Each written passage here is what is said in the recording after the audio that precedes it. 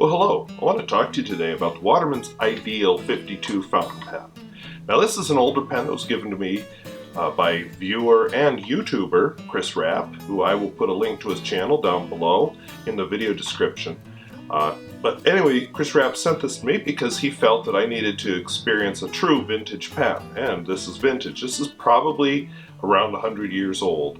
The Watermans Ideal, I have my stuff written down over on the side here. It was a very long-lasting pen. It actually started around 1915.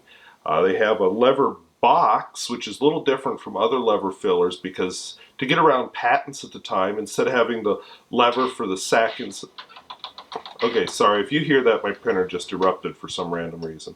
But anyway, instead of having the lever for the sack attached to the barrel, they put a little metal box around it, so then it was different from, I think, Schaefer. But anyway, it's the number 2 in its number means that it's has a number 2 nib, and the 5 means that it's a lever filler. So that's why it's called a Watermans Ideal 52. Ideal, I suppose, is part of their marketing.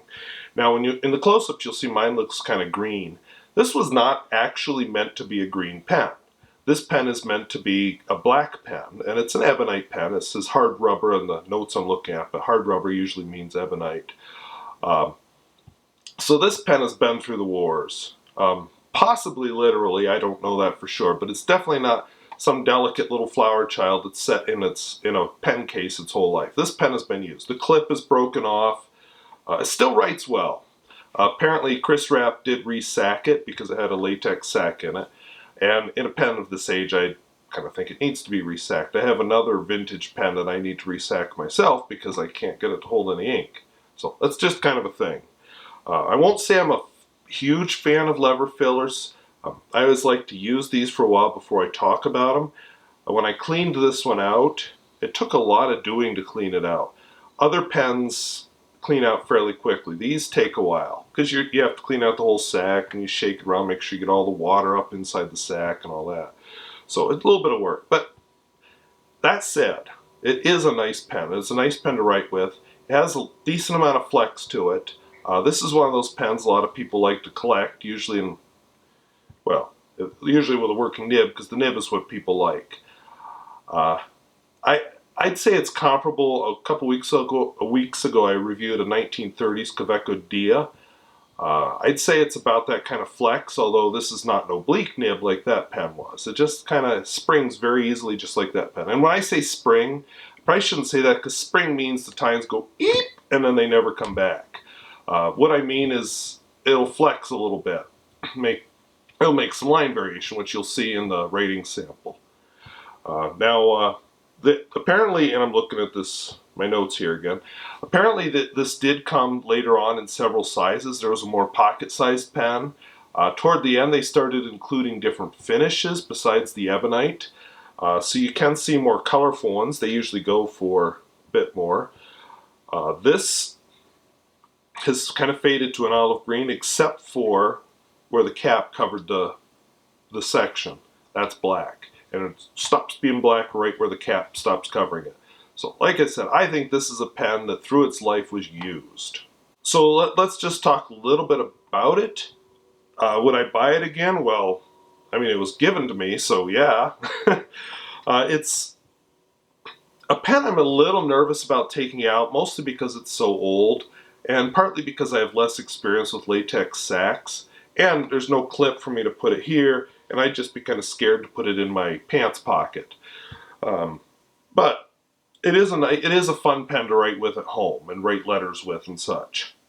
As far as size, this pen is capped about a 1/4 inch, 1/8 of an inch, something like that, shorter than a Noodler's Conrad. Uncapped, still about an 1/8 of an inch shorter. It's actually much smaller nib, which definitely will show up in the photographs. I'd say this nib is very close to what's on the nib creeper as far as size. As far as line variation, I would say it's comparable to the nib creeper or the Noodler's Conrad, but much easier to get it to actually flex. Posted, and I don't like this pen posted, which I don't like most pens posted, it's about 1/2 an inch longer than the Conrad.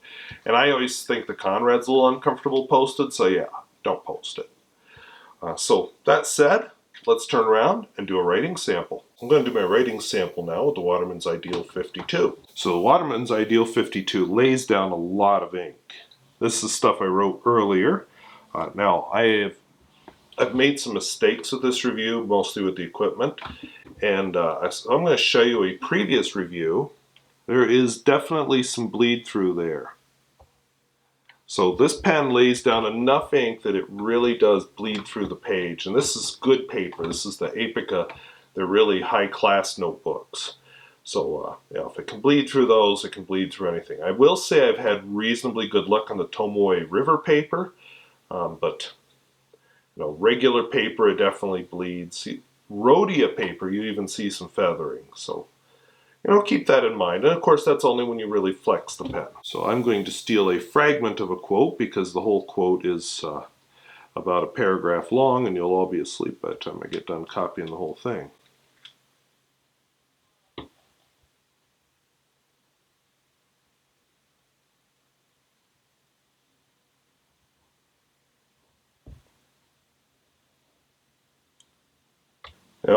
One of the things I forgot to do, and I wanted to show you just briefly how much this pen flexes.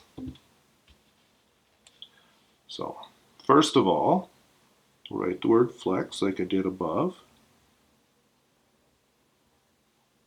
Little swoopy doodles. But now, let's do this. No pressure. No pressure. Full pressure. And of course, you're not going to write the horizontal strokes full pressure because that's just weird. And then for comparison. Now, I don't believe in pushing a pen to its limits. This is one that's meant to be flexed. I've made the mistake of flexing pens that don't want to be flexed before. Flexing is not only this action where the tines go like this, it's also going back and forth away from the feet a bit. And if you push it too far, then it's eep, and then it's a real struggle to get it back together again. Sometimes you can fix it, sometimes you can't. And of course, on an old pen like this, who wants to take the risk? Now I'm going to show you one other thing just so you can get a partial view of flex. Now I'm sorry, the pen is inked up and I tried showing it, but with the ink in it you can't see this. So I'm going to use this Noodler's Conrad here. See, that's flex, that's not flex. Flex, not flex. And of course he moves away from the feed back here a little bit too when he does that. And so you need a fairly robust but flexible metal to do that, and you need the correct engineering. Waterman's is a lot easier to flex than the Noodler's, which makes sense from the materials.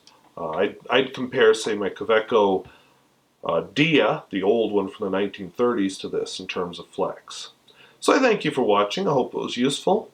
We'll see you later.